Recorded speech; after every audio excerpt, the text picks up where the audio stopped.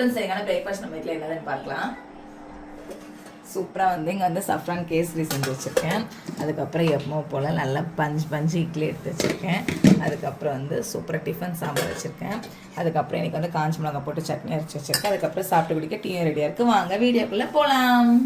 Hi friends, வாங்க இன்றைக்கி நம்மளோட மார்னிங் ரொட்டீன் பார்க்கலாம். இன்றைக்கி வந்து என்ன செய்ய போகிறேன்னா, இட்லி, டிஃபன் சாம்பார், அதுக்கப்புறம் வந்து கேசரி, அதுக்கப்புறம் வந்து சட்னி அரைக்க போகிறேன். வாங்க வீடியோக்குள்ளே போகலாம். ஃபஸ்ட்டு வந்து நம்ம பருப்பு வந்து ஊற வச்சிடலாம் சாம்பாருக்கு.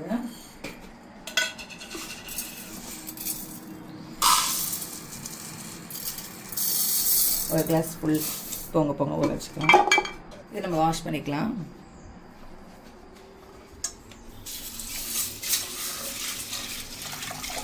ஃபஸ்ட்டே கொஞ்சம் பருப்பு ஊற வச்சிட்டோன்னா சீக்கிரம் வந்துடும் பருப்பு. அதுக்கு தான் தண்ணி ஊற்றிடுவோம்.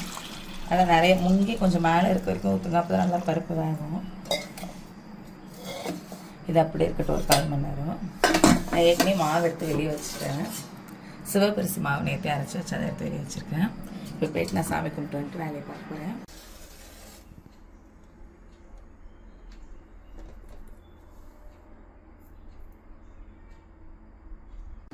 இப்போ வந்து நல்லா நமக்கு பருப்பு ஊறி இருக்கும். நம்ம வந்து இதை எடுத்து அடுப்பு பார்த்து வச்சுக்கலாம். நம்ம வந்து வெறும் பருப்பு போட்டு நம்ம டிஃபன் சாம்பார் வைக்கலாம். ஆனால் இன்றைக்கி வந்து நான் கொஞ்சம் மஞ்சள் பூசணிக்காவும் அதுக்கப்புறம் புடலங்காவும் பீர்க்கங்காவும் போட்டு வைக்க போகிறேன். இது கொதிக்கிட்டு நம்ம அதுக்குள்ளே பூசணிக்காவும் பீர்க்கங்காவும் வெட்டி போட்டுடலாம். ஒரே பச்சை மிளகாய் போட்டுக்கலாம். இப்போ நம்ம மஞ்சள் பூசணிக்காய் வெட்டிட்டு இதை சேர்த்துடலாம்.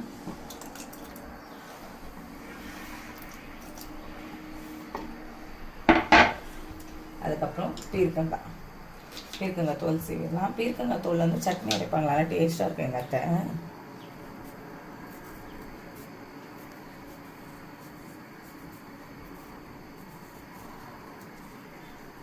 இந்த தோலில் தான் இப்போ வந்து பீர்க்கங்காய் தோல் சீவி போட்டாச்சு. இப்போ வந்து நம்ம இதை அப்படியே வெட்டி போட்டுடலாம். இதனால் பிஞ்சு தான், அதனால் நீங்கள் விதைனா உள்ள எடுக்க வேண்டிய அவசியம் இல்லை. இங்கே பெங்களூரில் இந்த பீர்க்கங்காய் இப்படி ரவுண்டாக வெட்டி பஜ்ஜினா போடுறாங்க, நல்லா டேஸ்ட்டாக இருக்கும். ஆனால் கொஞ்சம் எண்ணெய் தான் இழுத்துக்கும் இது. ஆனால் நல்லாயிருக்கும். என்றைக்காவது ஒரு நாள் சாப்பிடலாம், நீங்கள் ட்ரை பண்ணி பாருங்கள்.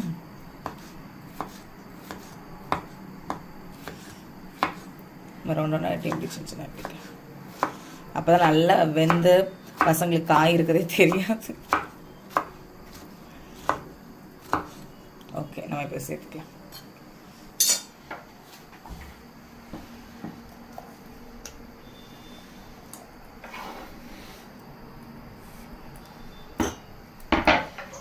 இப்போ வந்து லைட்டாக கொதி வர ஆரம்பிச்சிருச்சு. மஞ்சள், பெருங்காயம், சீரகம். இனிமேல் நல்லா கொதி வந்தோடனே நம்ம விசில் போட்டுருவோம். இப்போ வந்து ஒரு 1லேருந்து ஒரு 1/2 ஸ்பூன் போல் நம்ம வந்து கடலெண்ணெய் சேர்க்கணும், வெளியே பொங்கி கொட்டாமல் இருக்கு.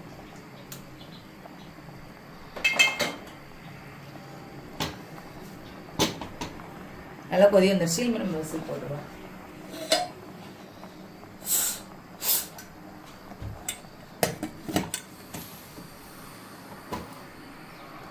நல்லா ஆவி வர ஆரம்பிச்சிருச்சு. உடனே நம்ம விசில் போட வேண்டியதான். ஒரு ஐயில் 3, சிம்மில் ஒரு 1லேருந்து 2 வச்சுக்கலாம். ஐயில் 3 விசில், சிம்மில் 2 விசில் அடித்து முடிச்சிருச்சு. இப்போ நம்ம அப்படியே இறக்கிடலாம். விசில் அடங்கிட்டு அதுக்குள்ளே நம்ம வந்து இந்த தாளிக்கிறதுக்கு ரெடி பண்ணி வச்சுட்டா கரெக்டாக இருக்கும். இங்கே வந்து நான் ஒரு 4-5 பல் பூண்டு தட்டி வச்சுருக்கேன். கொஞ்சமாக ஒரு 10 போல் சின்ன வெங்காயம் வெட்டி வச்சுருக்கேன். இப்போ வந்து நம்ம தக்காளி வந்து அரைச்சி தான் சேர்க்க போகிறோம். நான் ஒரே ஒரு பெரிய தக்காளி எடுத்துருக்கேன், சின்னதாக இருந்தால் 2 எடுத்துக்கோங்க. நம்ம இதை வந்து மிக்சியில் அரைச்சிடலாம் நல்லா மையா.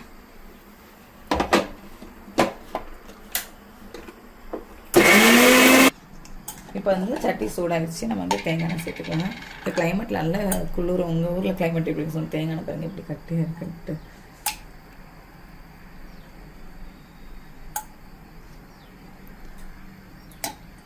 ஒரு 1.5 ஸ்பூன் போதும்.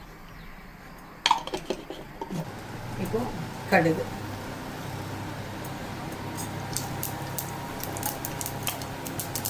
காஞ்ச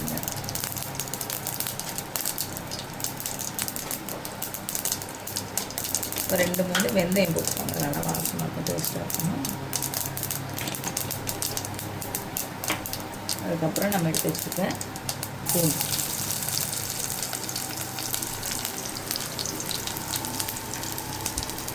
அப்புறம் பூண்டு போட்டு நல்லா வாசம். சின்ன வெங்காயம்,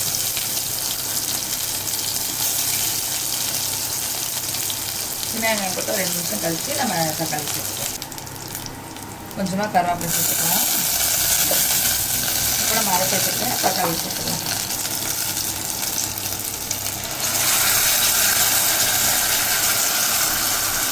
தக்காளி சேர்த்துட்டு மூடி போட்டுக்கலாம் 2 நிமிஷம்.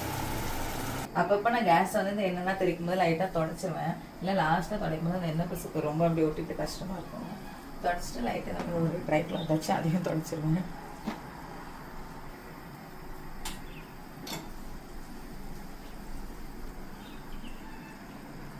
ஓகே, ஒரு 2 மினிட்ஸ் ஆகுதுங்க. கிண்டி விட்டுக்கேன். தக்காளியோட பச்சை வாசம் போனால் போதும். மூடி போட்டு இப்போ வந்து சாம்பாருக்கு கொத்தமல்லி வெட்டி வச்சுக்கிறேன்.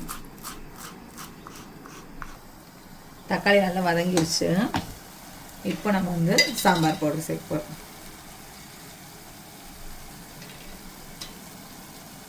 ஒரு 1 ஒரு 1 டீஸ்பூன் சாம்பார் பவுடர் போட்டு இது ஒரு 2 நிமிஷம் நல்லா வதங்கிடும். இப்போ திருப்பி மூடி போட்டுருவாங்க. அங்கே சாம்பாரை இன்னும் வதங்கிட்டு இருக்கட்டும். அதுக்குள்ளே நம்ம சட்னிக்கு இங்கே ரெடி பண்ணி வச்சுல ஒரு 4 பல் பூண்டு எடுத்துருக்கேன். தோலோடு போட்டுக்கோங்க, அப்போ தான் டேஸ்ட்டு. கொஞ்சமாக தேங்காய். நான் இன்றைக்கி வந்து காஞ்ச மிளகா போட்டு தான் சட்னி அரைக்கிறேன். 2 காஞ்ச மிளகா போதும். எனக்கு ரொம்ப காரமாக இருக்குது. இந்த நம்ம தீயில லைட்டாக சுட்டுக்கலாம். சுட்டால் நல்லா வாசமாக இருக்கும். இங்கே எனக்கு லைட்டாக சுட்டோன்னே வாசம் வந்துடுச்சு. அதே மாதிரி இது இன்னும் கொஞ்சம் லைட்டாக சுட்டுக்கலாம். சுட்டுட்டு இதில் போட்டுருவோம். நெக்ஸ்ட்டு உடச்சிக்கல்ல, அப்புறம் கொஞ்சமாக ஜீரகம், கொஞ்சோண்டு தேவையான அளவு கல் உப்பு போட்டு லைட்டாக நான் வெந்நி ஊற்றி வச்சுருவேன். ஏன்னா வந்து எங்கள் கிளைமேட்டுக்கு நான் ஃப்ரிட்ஜில் வேறு அரைச்சி வச்சதுன்னா அது வந்து ஒரு மாதிரி திரியாயிரும். நீங்கள் வெந்நியில் போட்டு ஊற வச்சக்கப்புறம் அரைச்சிங்கன்னா கரெக்டாக இருக்கும். நல்லா ஃப்ரெஷ்ஷாக அரைக் பண்ண முடியும். இது ஒரு 5 மினிட்ஸ் அப்படியே இருக்கட்டும். சூடோடு நம்ம அரைச்சோன்னா அதுக்கப்புறம் மிக்ஸி ஓப்பன் ஆகி எல்லா இடத்துலையும் தெரிச்சு நல்லா வதங்கிடுச்சு. நம்ம இனிமேல் சின்ன அடுப்புக்கு மாற்றிடலாம். ஆஃப் பண்ணிடலாம்.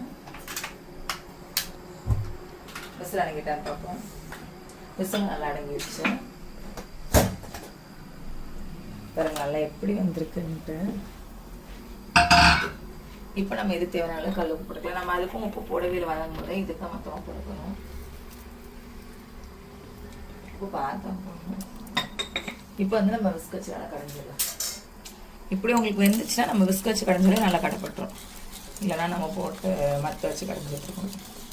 நம்ம வந்து இப்போ நல்லா கடைஞ்சாச்சு. இப்போ வந்து நம்ம கடைஞ்சதை வந்து இதுக்குள்ளே ஊற்றிடலாம். வதக்கி வச்சுருக்கிறதுல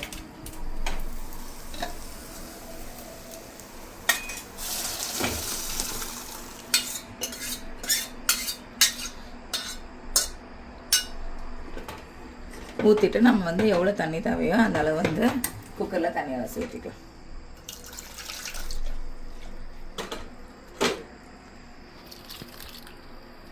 ஊற்றிட்டு நம்ம கொத்தமல்லி போட்டு ஒரு கொதி வந்தோடனே ஆஃப் பண்ணிட வேண்டியதான்.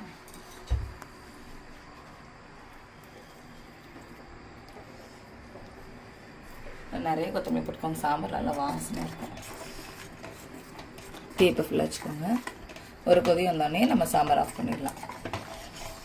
சாம்பார் பாருங்கள் நல்லா சுற்றி கொதி வர ஆரம்பிச்சிருச்சு. இப்போ நம்ம சாம்பார் ஆஃப் பண்ணிடலாம். சுவையான டிஃபன் சாம்பார் ரெடி. நெக்ஸ்ட் வந்து நம்ம இங்கே வந்து கேசரி பண்ண போகிறோம். ஃபஸ்ட்டு லைட்டாக நம்ம ரவை வறுத்துக்கலாம். அதுக்கு முன்னாடி கெட்டில் தண்ணி வந்து நல்லா கொதிக்க வச்சுக்கலாம்.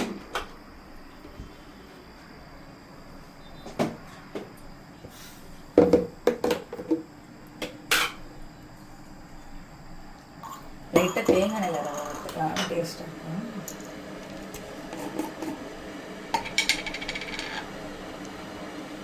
சும்மா கொஞ்சம் நல்லா ரவையை வறுத்துக்கணும். இப்போ நம்ம தண்ணி ஊற்றி வச்சு 5 நிமிஷம் ஆயிடுச்சு. லைட்டாக புளி போட்டு நம்ம வந்து மிக்ஸில் அரைச்சிட்டு வந்துடலாம். நம்மளுக்கு வந்து நல்லா மையாக சட்னி அரைச்சி நம்ம இதில் ஊற்றிக்கலாம். நம்ம லைட்டாக தண்ணி அரைச்சி சேர்த்துக்கலாம். உங்களுக்கு எந்த பக்கத்தில் வேணுமோ நீங்கள் அந்த பக்கத்தில் சேர்த்துக்கோங்க.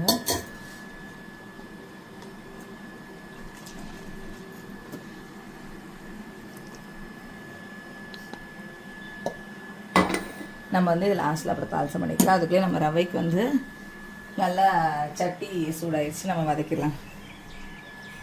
ரவை இன்றைக்கி வந்து இந்த கப்பு தான் ரவை சேர்க்குறேன். இவ்வளோ ரவை ஃபுல்லாக சேர்க்கலாம். நல்லா வறுக்கலாம் ரவை. இப்போ நான் என்ன பண்ணுறேன்னா இதில் வந்து கொஞ்சோண்டு குங்குமப்பூ போட்டு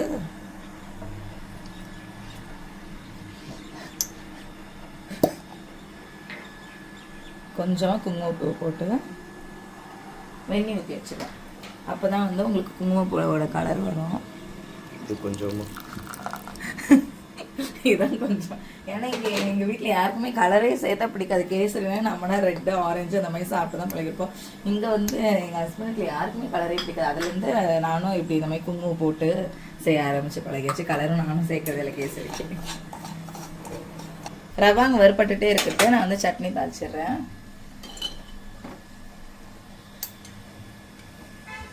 கொஞ்சமாக எண்ணெய் ஊற்றிக்கலாம். நல்லா எண்ணெய் சூடாகவிட்டு நான் என்ன பண்ணுவேன்னா அந்த பேனை எடுத்து இங்கே பக்கத்தில் இங்கே வச்சுக்கிட்டு தான் நான் கடுகு கருவேப்பிலை இந்த காஞ்ச மிளகாயெல்லாம் சேர்த்துருவேன்.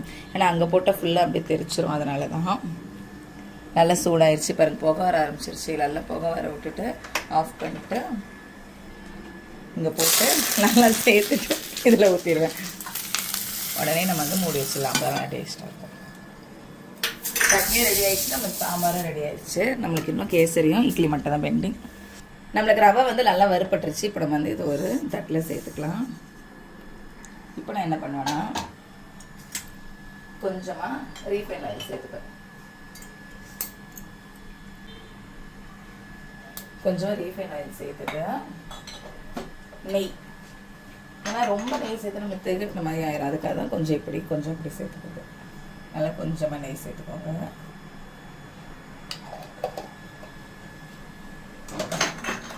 இப்போ வந்து நம்ம முந்திரி வறுக்க போகிறோம். இப்போ முந்திரி வந்து நல்லா உடச்சி வச்சாச்சு. இப்போ வந்து நம்ம சேர்த்துக்கலாம். நான் வந்து திராட்சை சேர்க்க மாட்டேன். ஏன்னா இங்கே திராட்சை சேர்த்தா என் பசங்களுக்கு யாருக்கும் பிடிக்காது. லைட்டாக முந்திரி இதுவான போகிறோம், ஃப்ரை ஆன போகிறோம். நல்லா வாசம். இப்போ நான் என்ன பண்ணேன்னா இப்போ இந்த ரவையை சேர்த்துப்பேன். நம்ம ஏற்கனவே நல்லா வறுத்து வச்சுருக்க ரவையை சேர்த்துக்கலாம். இதை வந்து லைட்டாக இந்த நெய்லேயும் இந்த எண்ணெயிலையும் நம்ம வந்து வறுக்கப்போம் லைட்டாக.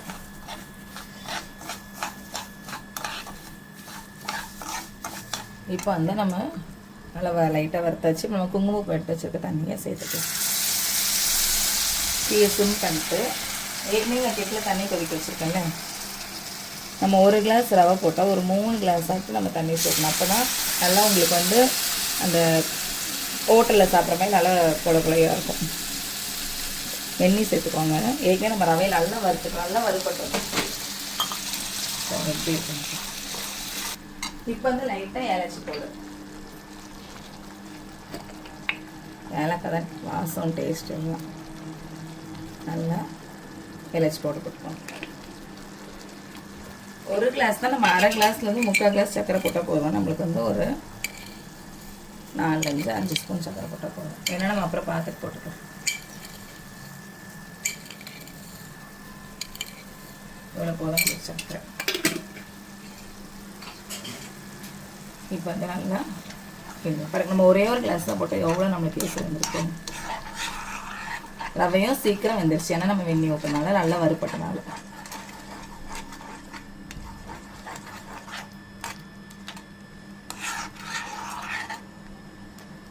இந்த மாதிரி நம்ம பக்குவம் வேணால் நம்ம வெந்நீர் ஊற்றணும். ஒரு கிளாஸ் வந்து எக்ஸ்ட்ரா தண்ணி ஊற்றணும். இந்த லாஸ்ட் டைமில் வந்து இறக்குற டைமில்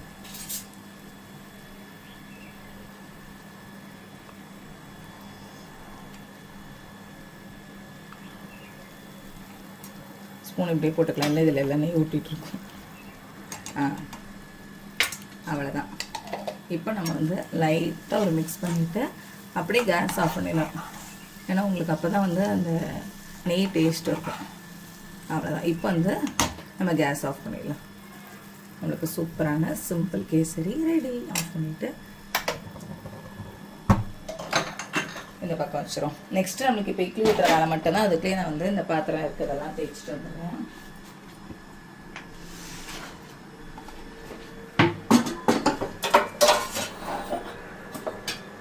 கேசரி வந்து லைட்டாக ஆறிடுச்சு. இப்போ வந்து நம்ம மூடி வச்சுக்கலாம். சூட்டோடு மூடி வச்சிங்கன்னா ஒரு மாதிரி தண்ணி சுற்றிடும். இதை இறக்கிட்டு நம்ம இங்கே வந்து டீ போட்டுடலாம்.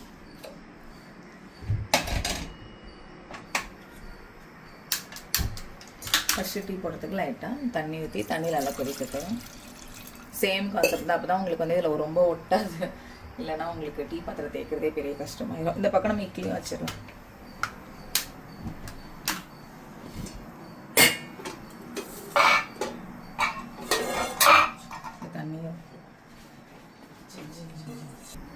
இப்போ நம்ம வந்து தண்ணி ஊற்றி வச்சிடலாம். வச்சுட்டு இட்லி தட்டுங்க நம்ம லைட்டாக ஆயில் ஸ்ப்ரே பண்ணிடலாம். தண்ணி லைட்டாக கொதிக்க ஆரம்பிச்சிருச்சு. இப்போ வந்து ஒரு 6 ஸ்பூன் டீ தூள் போட்டுக்கலாம்.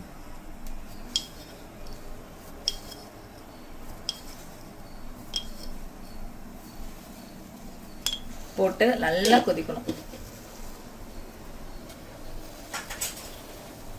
டீயை வந்து சிம்மில் வச்சு நல்லா கொதி வரணும். இப்போ வந்து நம்ம இட்லி உள்ள வைக்க ஆரம்பிச்சிடும். இப்போ வந்து வச்சு நம்ம மூடி போட்டுடலாம்.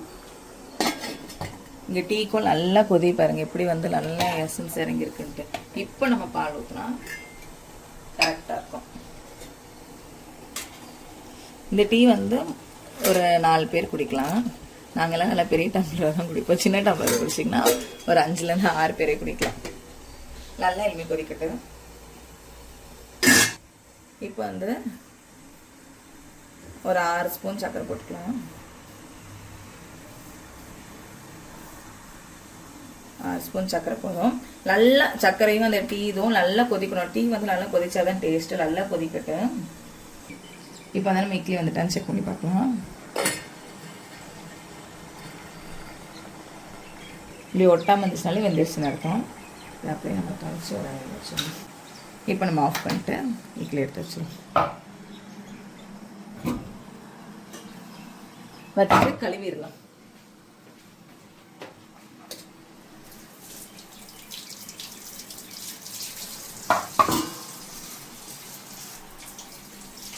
இப்போ தான் நம்ம இட்லி எடுத்துடலாம். ஆறிடுச்சு.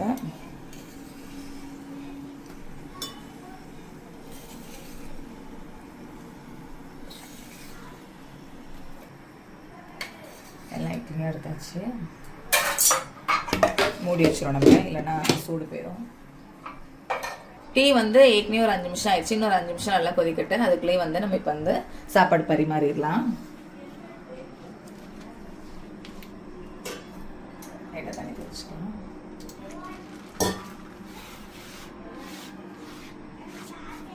இப்போ நம்ம செஞ்சு வச்சுருக்கேன் சிவப்பு இட்லியால் பாருங்கள் இப்படி பஞ்சுன்னு இருக்குன்ட்டு சிவப்பு இட்லி எடுத்து வச்சுக்கலாம்.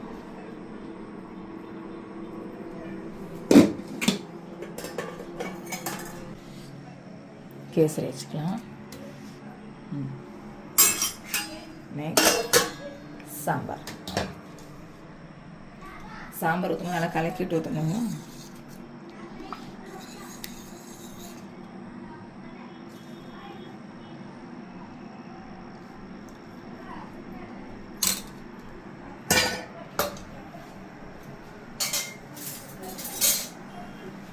சட்னி சட்னியும் கலக்கிக்கோங்க.